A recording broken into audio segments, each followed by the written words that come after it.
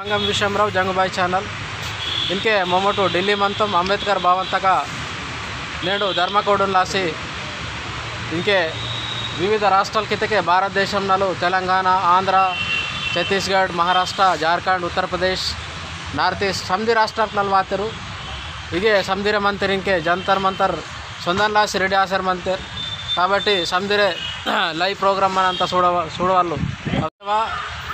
నేను మంగం విశ్వమరావు జంగుబాయి ఛానల్. ఇప్పుడు ప్రస్తుతం ఢిల్లీలోని అంబేద్కర్ భవన్లో ఉన్నాము.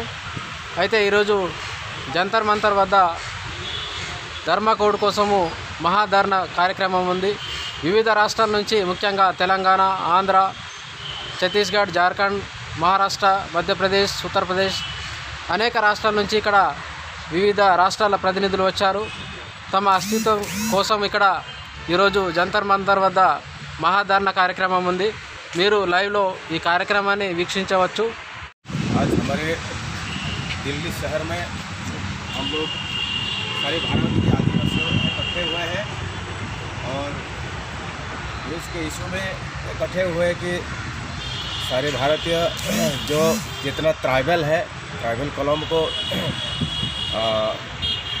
अपना सिंबल रखने के लिए, उसको रक्षा करने के लिए सभी ट्राइबल अभी जागृत हो रहा है, इकट्ठा हो रहा है.